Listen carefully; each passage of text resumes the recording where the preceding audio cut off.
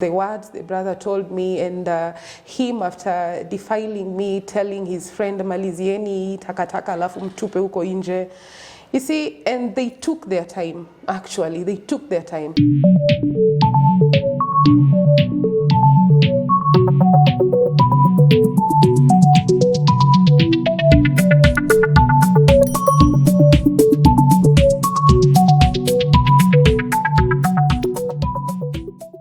My school friend betrayed me and lured me into a rape den, but I will not allow pain on the pen of my story. That is the story of one Pauline Juma, but right now she's a founder of Rebirth of a Queen, and she's here to share her story. Welcome to Unfold. My name is Hildah. Pauline, karibu sana. Thank you so much. My name is Pauline Juma, 25 years old. I am the founder of Rebirth of a Queen, an initiative to empower and support survivors of gender-based violence in their healing journey. I am a mother to two wonderful boys, and I'm passionate in writing poetry and just writing human interest stories. Pauline, you're 25 years. Yes. You're so young. Actually, very young. But you've gone through a lot, and that is why you're seated on the set. And you want to share your story and inspire someone. What happened 16 years, when you were 16 years old? At 16, I was this little charming girl with a lot of dreams, living in Kibra slums, Mashimoni village to be specific, and I had a best friend. Actually, she was my best friend from the time I was Form 1. She just moved into our plot and she got pregnant. So you guys met in high school? Is it? No, she was not my schoolmate, she was a homemate. Oh, yeah. Okay. So when she came in, I think 3 months down the line, she got pregnant and her mother chased her away from the house. And I think I was just born with a heart to help people. And I remember going to tell my mom, she has been chased at home. Is it okay we help her? We just stay with her here until she gives birth and then she will go back to school. But mom managed to talk to the mother and the mother allowed her to go back home. But the mother was not providing anything for her. So with the little shopping my father used to do, I used to divide into two. If I have 2 bar soaps, I'll give her 1. If I had 10 tissue paper, I'll give her 5. If I had 4 packets of sanitary towels, I'll give her 2 at least. When I'm going to boarding school, she'll not lack anything. I didn't want to feel that burden. And that is what I did for at least 1 year. We were just good friends. There was nothing wrong. I was just, let me say, I was just consciously innocent. She was your best friend. She was my best friend. And growing up as someone who I didn't want to associate with friends when I was little. I don't know why, but I was just an introvert. But this was my first best friend, and I really loved her. And we even used to have conversation that when your son is 1 year, at least go back to school. You see, we can be better people. We can still achieve our dreams. I won't leave you here. I'll make sure we support each other. Those are our conversation for 1 year, just making sure her son is okay, she's okay. And when I go to school, I have to sometimes ask the teacher, help me with your phone, so that I call my mom, ask her if my best friend is okay. But 1 year down the line, on October 11th. You remember the date? I remember the date. Okay. I remember a lot of things. It was October 11th. I was just after midterm. Our midterm was ending on that day, so I was supposed to go back to school, and I was to go to Muranga County. And it was normal for me and her to go to the brother's place to wash clothes, to just help the brother out, and then we go back. So where did the brother live? The brother lived in Langata. It was just a village. It was still in Kibera by that time. It was a village just after Kibera. Yeah, we crossed roads just to go to the brother's place. And on this day, everything was okay. Like, she told me, is it okay we go help my brother, and then I'll make sure I'm taking you to the stage. It was around 7, and I was like, I'm supposed to leave this place at 11, go back to school. And that day, So the brother knew you?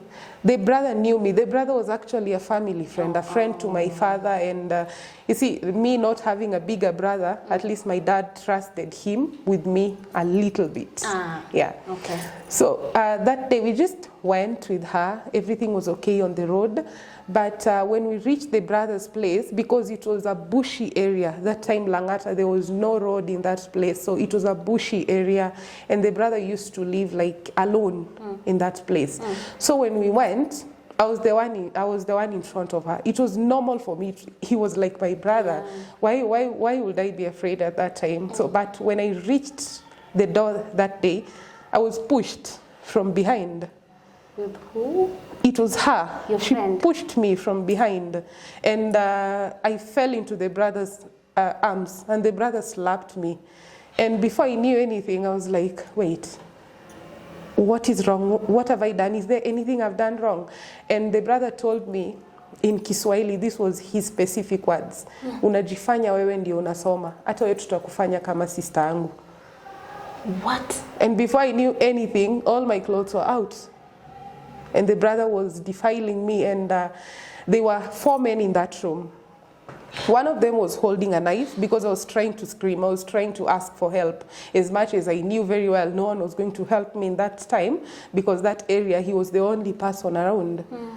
I tried screaming, but I was covered, and one of them was holding a knife. So these 4 men, was anyone among them looking familiar? The brother. No, apart from the brother. No, the others I've never seen them. Just weird faces. You see, very scary actually, very scary. At least the brother is someone I knew. So, but it this seems like it was a plan. It was a plan. I came to realize later that was a plan for me on that day, because the words the brother told me, and him after defiling me, telling his friend malizieni takataka alafu mtupe huko nje. You see, and they took their time, actually. They took their time. It was only one man who was like, no, we can't hurt this girl. Just let her go. And you see, being forced to take away the evidence, you're being forced to wipe yourself and then dress up. And while I was just going, the brother told me, najua wewe ni kierere. If you dare speak, huyo mama yako ndo tutamaliza. And at this point, where's your friend? You see, by the time I got an opportunity to go out, I was like, I thought at that time I'm still telling myself, no, this is a mistake. Maybe she didn't know. Maybe she's, you tell yourself a lot of things. Yes. And just going outside, I couldn't see her. And being born in Kibera, raised in Kibera with initiatives like Sitakimia, I knew so well what to do after defilement. You see, that day I walked, I was feeling so much pain, but there was no way I was going to show anyone. There was no way I was going to show anyone on the road that anything has happened to me. With the bleeding, they had to make sure they've taken care of me before I got out of that house, so that no evidence will be seen. I just went to the doctor, I explained to the doctor what had happened, and I told the doctor I only need medication, nothing else. When you went to the doctor, was it immediately after that incident now, after leaving the house, or what time did you go to the doctor? It was at that, after I left that house. I told myself, if I go to school this way, I don't know what will happen. And I actually didn't want anything to affect me, and anyone around me realizes I'm not okay. So I just did that to protect them from getting caught. So I went to the hospital and told the doctor what had happened, and the doctors gave me medication. The doctors wrote a report and told me, if one day you want to report, please come back. And I was like, it's okay, I will come back. I went back, I just crawled myself home. I went to the shower, took a shower. I took all my documents and that dress, it was a green dress. I packed everything and went to school. And told myself, nothing happened, you're okay, go to school, you're strong, you won't make your mother get killed. You won't make your mother get killed. So you just never go home. mentioned it to your mom? My mom was not home in that day. She had gone for her job, so she was not home. And I just went to school like nothing happened. I'll move on. That is what I used to tell myself. You see, at the age of 16, my mother raised me up as a resilient person. So I knew I had a coping skill of being resilient, of pretending to smile and everything is okay, because that is what we were used to at home. You sleep hungry, but when you step out of the door, you're like, I'm okay, everything is okay. Mekula, yes, tuko sawa. Because that is what I was brought up to be. And I pretended. I went to school. And 1 month down the line, the voices were so loud. Oh my goodness. If you dare speak, we are going to kill your mother. Another voice, you're just a useless person. This is why it happened. Sometimes I ask myself, did I have to go through this? Why am I even a good person to people? And you blame yourself a lot. I used to blame myself. And I think that is when I started writing, because I was like, this is the only coping skill I had. That was like therapy. Yeah, I just took a new book and just wrote everything in that book, and I was like, just let this go, let this go. But the voices were too much. You see, within 1 month, I tried to commit suicide 3 times. And I raised an alarm in school because everyone was like, Pauline is a jovial girl. This is not Pauline. I refused to see the school therapist. I was like, I just told my headmistress, I am very okay. I don't have any problem. Sometimes I used to lie to them that I'm having ulcers. Sometimes at night when I want to be alone, I used to tell them, no, I just want to be alone. I'm going through a lot. At home, people are going through a lot, and I just don't want to bother people. But with the 3 attempts of suicide, I had to be suspended from school because the headmistress were actually thinking I was going to put them into a big trouble. And actually, this time I realized I would have put them in big trouble because I was not willing to speak to anyone. I was not willing to say anything. I was protecting my perpetrators. I wanted them to be okay so that my mother should be okay. And the day I was suspended, I went back home with my dad, just telling my dad, niko na ulcers. No, sina shida yote. But you see, being a daddy's girl, there was just a way my dad just made me talk. And it's like, Pauline, wewe ni mtoto wangu nakujua. This is not you. Yeah. Ni nini mbaya? And I had to open up to my dad. That was the first person you opened up to? That was the first person apart from ever. The doctors. Apart from the doctors. That was the first person. We were on the way going back home from after being suspended.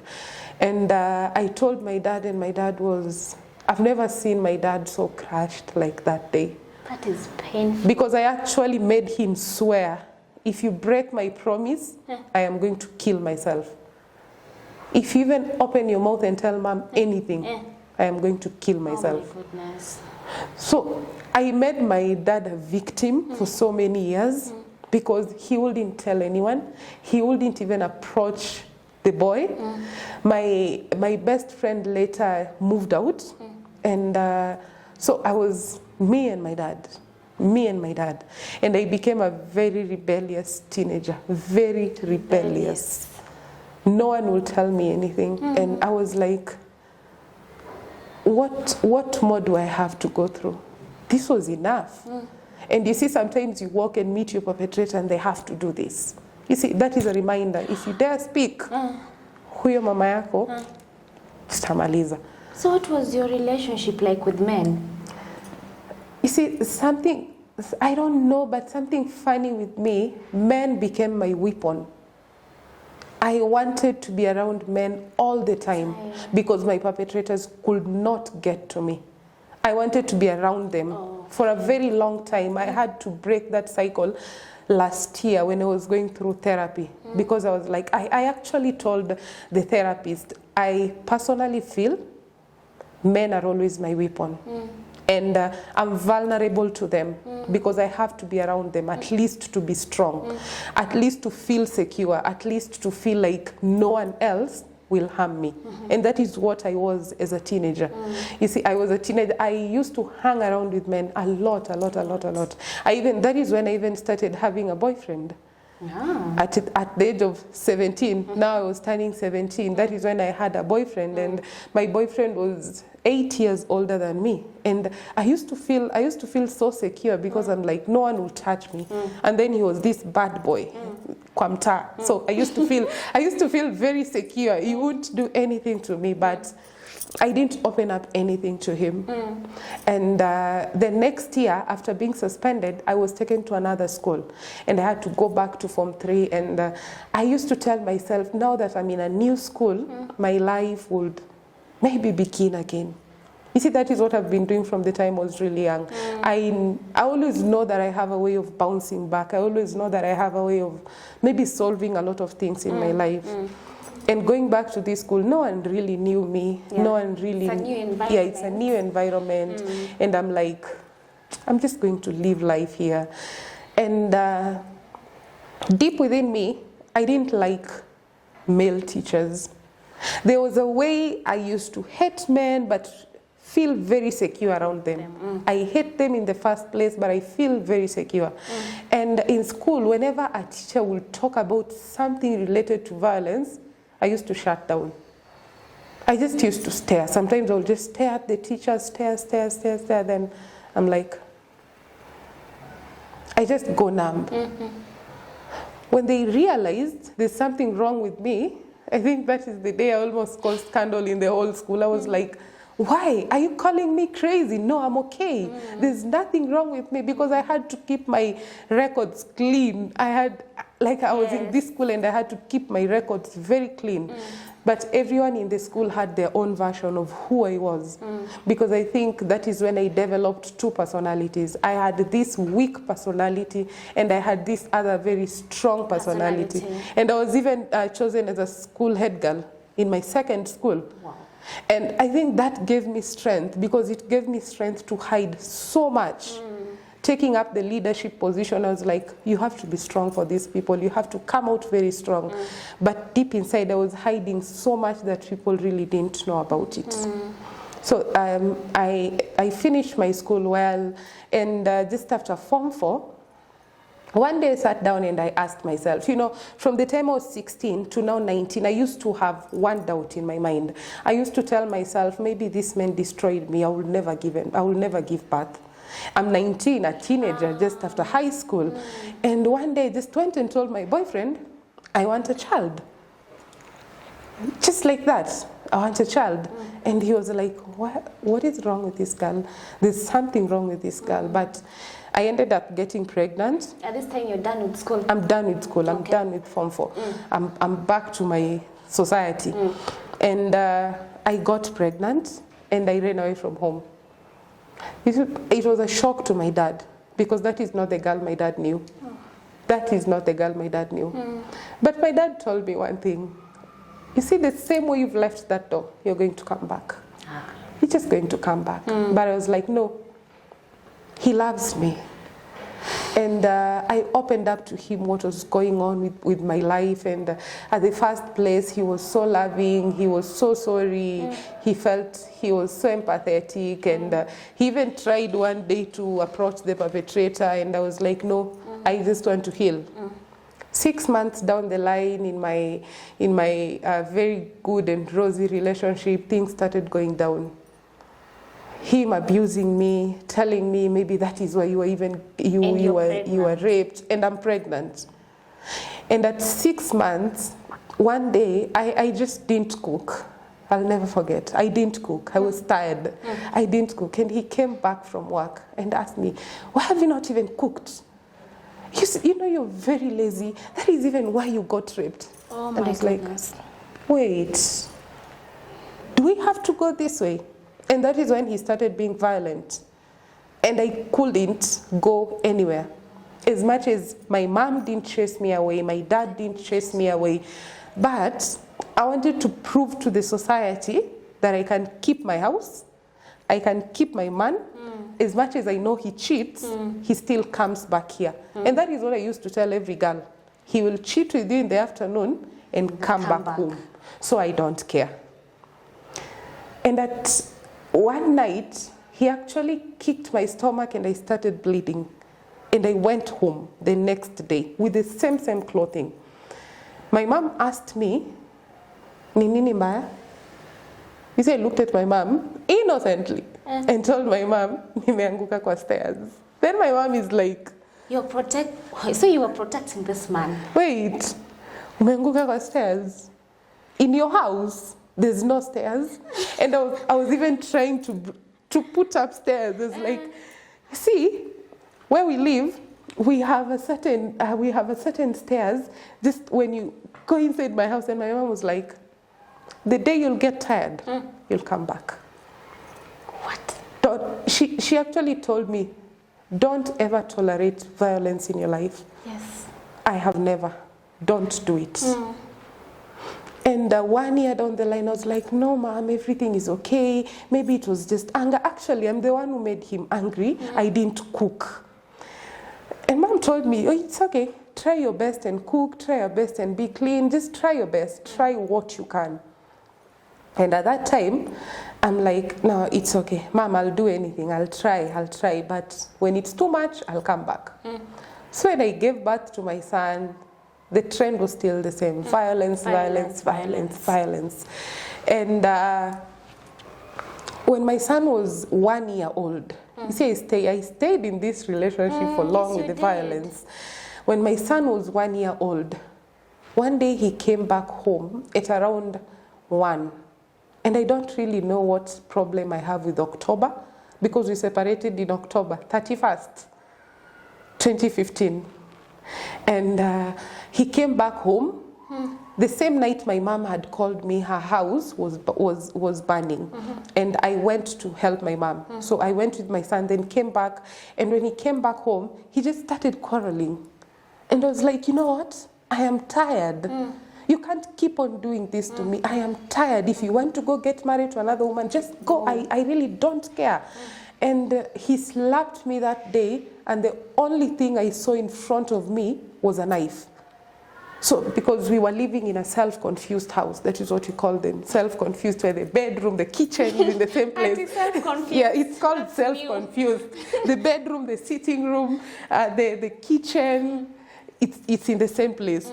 So when he slapped me, I grabbed the knife quickly. And I was like, I told him, I remember telling him, this is the last day a man is ever going to intimidate me. I am going to kill you and make sure I'm going wherever I'll go. And make sure you're dead. By the time I wanted to stab this man, my son cried. And I threw the knife and I quickly went to my son and I was like, no, Leslie, I promise you, you'll never go through any pain in life. I promise you, son, I promise you. And he got a chance of chasing us. At 1 a.m., it was drizzling. He chased us and he poured water on my son's blankets and everything. But I took my son and called my brother at night and told my brother, I am tired. Please just come for me. I need to go back home. I am tired. And I left everything. I told my brother, in the morning you'll come for my things, but I'm not coming back in this house.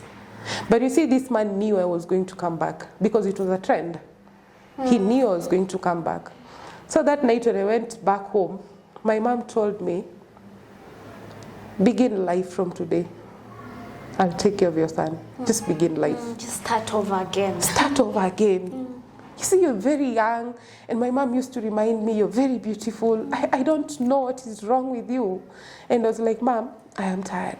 I'm just tired. I'm tired. I just want to sleep right now, and in the morning, I'll figure out what to do. Being a firstborn, my sister was, I had a sister who was in Form 4. My mind shifted. I was like, I'm done with this relationship. Let me move on. That is how I used to be for a long time. I used to have issues after issues, so I didn't have time to solve anything in my life. And I moved on really quickly, and I was like, I started looking for a job. I worked in different clubs, and I was like, I have to provide school fees for my not even my son, my sister. Your sibling, Because my sister did her Form 4 well. She passed, and I looked at my sister that day when her results came out, and I told her, no one in our house will ever go through the same thing I've ever gone through. No, I'm not going to allow it. And I had to look for money to take my sister to school. So I used to work day and night, day and night, day and night. I didn't have time to meet this man. I didn't have time to really sit down and think about him. But one day, I was just walking in Kibera. That day I think it was my free day. And I was just walking around Kibera, and I didn't realize I was getting depressed by that time. So I was not even taking care of myself so well. And in a border stage in Kibera, he called me, and I didn't look at him. Who called you? The man. And you know what he told me that day? You see, ata uringe aje, you're a dead flower. Oh and God. He abused me. But something funny, I didn't hear everything. I just heard, you're a dead flower. A dead flower. And I think my artistic nature just made me analyze that word. I took time. For 1 year, I used to tell myself every single day, you're a dead flower, you're a dead flower, you're a dead flower. So what I did for this man, as a way of taking revenge, I got married to another man. Just a man I met, and I got married. And I was like, now, I want to prove to you that I'm still a beautiful flower. So my mom was even tired. My mom was like, it's not even 3 months down the line. Pauline, what are you doing? I'm like, Mom, I am still beautiful, right? I want to prove to this man. You're proving a point. I'm trying to prove a point, and I'm trying to look for a protector, someone who can protect me from this man. That is what I did for 1 year. I got pregnant, I got another son. And then when I was 23, I was like, wait, Pauline, what have you been doing with your life? Because this other relationship, nothing is working. Because I'm so comfortable when this man cheats, it's not even my problem. Like it's normal. Like, I don't love you. You just do what you can. Just go cheat. Just do what you want. But one day he slapped me. And I was like, you know what? I made a promise to myself. No one will ever intimidate me. So go your way, I'm going my way. And that is how it ended. That simple. With one slap, I was like, no, I just can't take this anymore. And now I'm here with 2 sons, going back to my mom, and I actually gave my mom both of my children. And I was like, Mom, I promise you one thing. I'm going to start life all over again. All over again. And I think that is when the rebirth in my life began. That is when at around 1 a.m., I wrote myself a poem. I just wrote, Dear Pauline, you're beautiful, you're amazing, you're confident. You can do all things as long as you set your mind to do it. And that night I went into the mirror and I cried. Wow. And that poem, until date, it's always my strength. It's my inspiration whenever I'm going through trauma, whenever I'm having triggers. It's something that keeps me going. Because that night, something just changed in my life. I was like, no.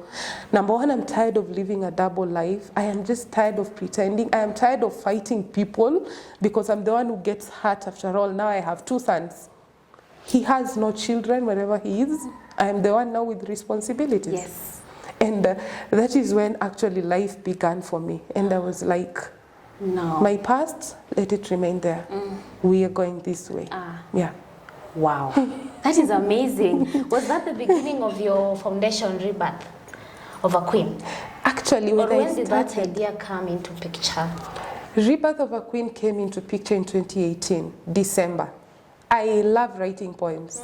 And sometimes I just write. In the middle of the night, I wake up and I'm like, let me write something.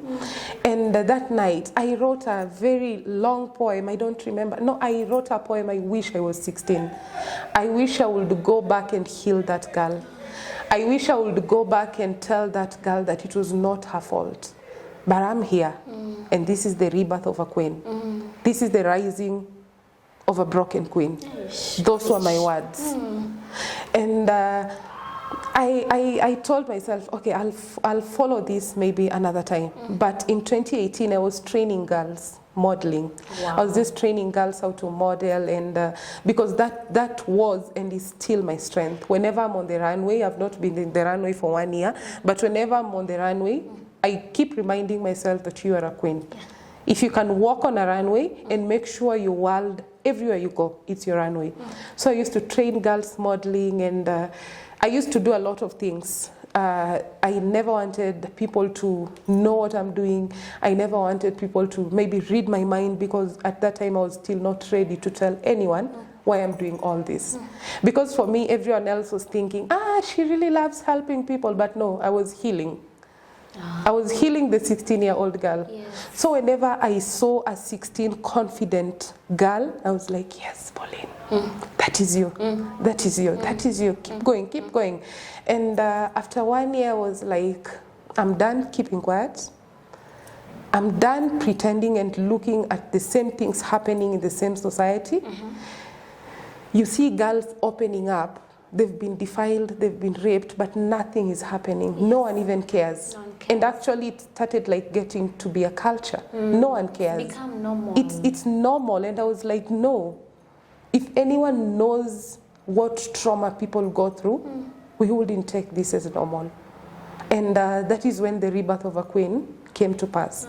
Because I was like, I'm tired. Tired. But I'm going to give every little girl, I'm going to give every woman an opportunity to be born again. Because I believe that we are all queens, we are all from royalties. But sometimes we lose our crown just around the way. Let me give someone that opportunity to look back at their crown and believe in themselves. That is how we just started, and I was like, I'm going to give a safe space to a teenager. I'm going to give a safe space to a child. Now that you're giving these girls a safe space, where is this safe space located? Our safe space is located in Kajiado North. For the sake of the girls, we just don't give out the specific location. But it's in Kajiado North. Okay. But our main office is in Kibera. So a lot of our programs is in Kibera. We have a training programs for teenagers. It's called Raising Authentic Voices. If there's one thing I'm getting to love every single day is authenticity from someone. When you just come out as an authentic person, even the universe blesses you.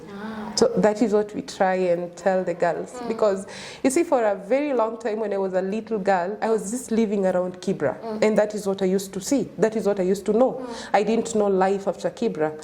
But whenever you remind these girls of who they are, whenever you tell them, you can actually just come out of Kibra and, let's say, Prestige. That is the next, maybe, big thing from Kibra. Just go to Prestige. That just show them the number of women driving. Just show them the number of women owning businesses, because that is not what they used to. And because just also knowledge is power. Knowledge is power, and that exposure is empowerment. For them, it has worked. And we also have storytelling sessions. I love it when people tell their stories, their authentic stories. Yes. And that is what I try and teach the girls every single day. Every person has a story, and it is your responsibility to tell it authentically. Just bring it out. Because from there, you'll heal from a lot of things. Yes. I got a lot of opportunities from telling my story. That is how I went to school. So if that is how I got empowered, if we can make 2 or 3 be empowered in the same way, the world will be a better place. So we have trainings. We've been doing feeding program, although it's not my strength. I love it when I give people sustainable empowerment, because maybe one day I'm not going to be there. Yes. You need to know how to get food for yourself. Yes. You need to know, if I lack sanitary towels, this is where I can go. I don't have to sleep with men. I don't have to go for the next option, which is destroying my own life. Yes. I can go somewhere else, and we have a small sanitary towels bank in Kibera, somewhere where most of our girls know if they don't have sanitary towels, just go to Pauline. She'll give it to you. Or just go to the office.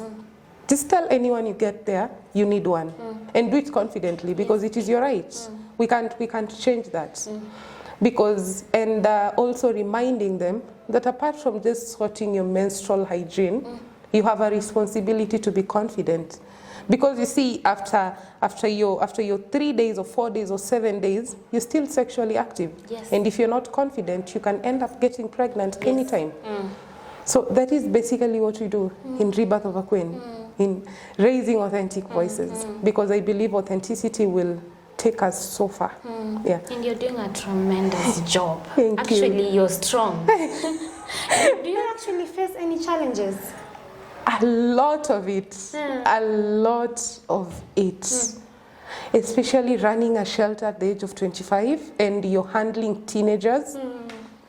I wouldn't say it's such a rosy journey, but I tell people it satisfies my soul. And sometimes seeing a 10-year-old girl trying to heal, it gives me no reason to give up. I'm like, if she's doing it, I have to do it. I have to wake up and make sure she gets that good life. I have to make sure these survivors are the lawyers, they're the teachers of this nation, they're the politicians of this nation, they're actually the change makers. Because, and this is what I tell my girls every single day, rape was an event. Domestic violence was an event. But you have a lifetime responsibility of making yourself a better person. Not for you, but for the world. Because the world needs you.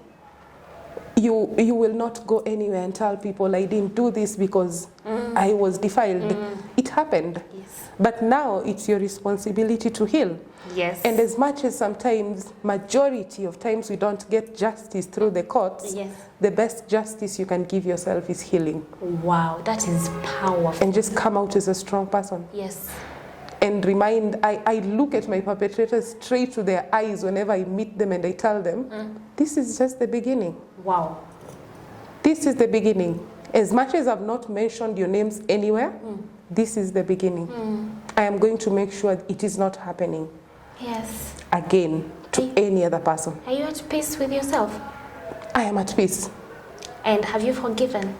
I have forgiven. My mom took me through that process. It was not easy, but my mom took me through that process. And my mom reminded me that before you forgive anyone else, do you mind forgiving yourself? Wow. That is what my mom told me. It was around, it was for 1 good year. Because I used to blame myself for a lot of things. You blame yourself for being born in the slums. You blame yourself for not having enough resources. Sometimes you want to do a project and you're like, but mom, I don't even have this and this and this. And my mom will just look at me and tell me, you've never forgiven yourself. I just want you to... There's power in forgiving yourself. There is power in forgiving yourself. Because when you forgive yourself, you will shift the blame. Because I used to blame myself a lot. And when I told my story the first time, issues came out. Maybe you were dressed badly.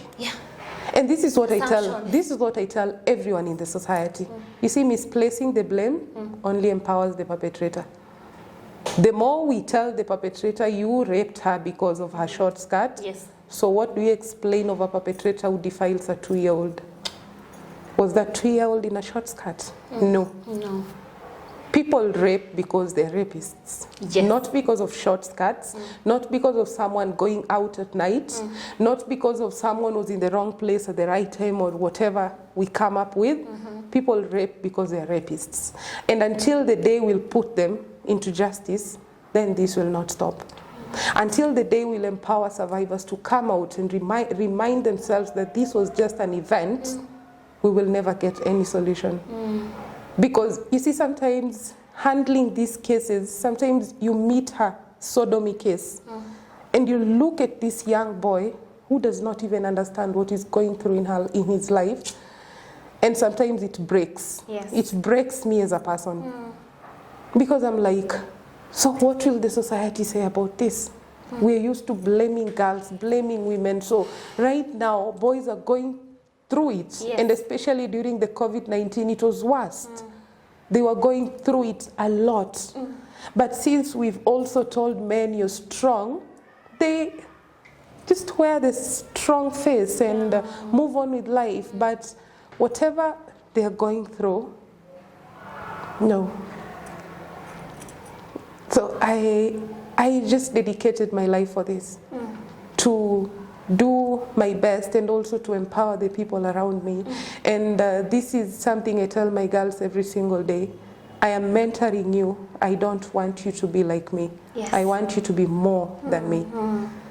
Maybe I will reach to a certain stage in life. I want them to take it further. I want them to tell their stories in world platforms. I have a dream of even my girl going to be the president of the United States if they want. Because that is what mentorship for me is. Because even for me, the people who held my hands, sometimes they look at me and they tell me, Pauline, you're more than what we thought. Wow. And that makes me humble, because if someone gave me an opportunity to rise and they never tried pulling me down, that is something I promised myself I would never do to someone else. If they want to fly, let them spread their wings and fly to their own limits, their own. Let me not set limitations for them. And I also dream that one day we'll have people who will be put into justice for this. Yes. For rape, for defilement, for sodomy, for domestic violence. All those. I dream of a day when survivors will actually speak in one voice. Yes. Not afraid of how they're going to be judged. Because sometimes people are judged out here. The first day I spoke my story, where we lived actually, the name was changed. You're like, you're looking for Pauline. Oh, kwa ule msichana alirepiwa. Oh no. So people are like, Pauline, do people have to refer you like this? And I was like, this is the society I was born with, I was born in. I'm used. But sometimes I ask myself, if someone else is not strong for that, do you think we'll have people telling their stories? That's why even so many people are committing suicide. Not everyone is that strong. It needs a lot. It needs a lot, and a support system, a very strong support system. That is something I thank God for every single day, because that is something I managed to get from my mom. You see, I would give up on everything, but mom will just remind me of one single thing. Why did you start this? I was here with you when you wrote this plan in a little house in Kibera. Yes. Right now you are in Kiserian, right? Why do you want to give up on it? I just thank God for that. And for the girls who have to remind me, Mom, today you look beautiful. Oh. Mom, we love it when you smile. Mom, you have a very beautiful smile. Sometimes, and during the mentorship program, there was a girl who wrote me a poem, and she called me a beautiful flower. Wow. One day when this girl just grows up, I will tell her what she did in my life. Yes. Because this is the second person who referred me with a flower, but she reminded me that I'm a beautiful flower. One day, I'll tell her. Maybe in her graduation, maybe in her wedding, maybe in her event. I'll just wake up and tell her, one day, you healed me. Yeah. And like we have said, knowledge is power and light. I'm glad that with your knowledge, you're not selfish. You have decided to, help other people, especially young people who are going through what you have gone through. And that is amazing. And for me, I'm just wishing you all the best. Thank you. Please don't give up. And remember, the reason you're alive today, God has a reason, and I believe that is your purpose. That is what God had purposed for you. To, raise these children, remind them they're beautiful. Young people, especially in slums. Yeah. Watu wengi wanna grow, hawajui life iko aje. Mtu anaona this is life. Because even our moms don't tell us we're beautiful. Yes. So, and sometimes I tell them, if anyone outside this door tells you you're beautiful, tell them Pauline told us. So let that not be a way of them putting you into their arms. If anyone tries to seduce you by telling you you're beautiful, tell them I told you 3 statements. You're beautiful, you're amazing, and you're confident. Yes. Let them come with other things. Yes. But if my beauty will be a way of you making me your victim, I'm sorry, I know it. That is what I tell them. And sometimes people complain that anyone who goes through rebirth of a queen, they come out as people, watu wa maringo. But I tell them, no, we have to raise, especially girls who have confidence. Yes. We have to raise girls who know what they want. And no matter what they go through, they just have to remind themselves of where they're going. And they should know their worth. Yes. Yes. Well, God bless you. Thank you. God bless you abundantly. Thank you. May He open doors for you to help even 1,000 Don't plus. make me cry. As you're winding up, I want you to talk to that little girl who is growing up, and something has happened in her life and she feels like she's giving up. she doesn't know what to do. Encourage someone who is watching you right now. So this is to every little girl, to every woman who has forgotten that they have a little soul inside them. I know I've said these words a lot, but I just have to remind you that you're beautiful, you're amazing, you're confident. You can do all things as long as you set your mind to do it. And remember to light that star inside your soul. We are going to walk this journey, and healing is your responsibility. Take it with grace. You are enough. Maybe there's someone out there who needs your assistance, someone who wants to chip in, you know, come and help you continue raising these amazing girls. How can people reach you? People can reach us through our social media platforms. We have Facebook, Rebirth of a Queen, Rising to Conquer and Love, Instagram, Rebirth of a Queen, and our contacts are there, 0720 339 204. You can always reach out for assistance, for rescuing, and also for mental health services and therapy services for maybe your teenager or maybe a girl that you know. Just reach out to us. And for anyone who needs to support us, I just have to remind them that it's not too little to give. Sometimes people are afraid of giving because they feel they have little. That skill that you might offer to our girls, or that little that you feel, it goes a big way to supporting the girls in their economical stability projects, because that is what we do at the shelter. At the shelter, they make mats. Some of them practice makeup as a way of just keeping them sustainable even as they leave the shelter. Guys, please come on board and support Pauline. Tumshikilie mkono tafadhali. Rebirth of a queen. Indeed, Pauline is a queen who is helping other queens fix their crown. Now, what is your story? Do you have a story? Are you willing to share with us? Unfold is here for you. Definitely, if you want to reach us, you can go in the description box. You can call us, text us, or email us. We're going to have every little detail of Unfold. Until next time, bye.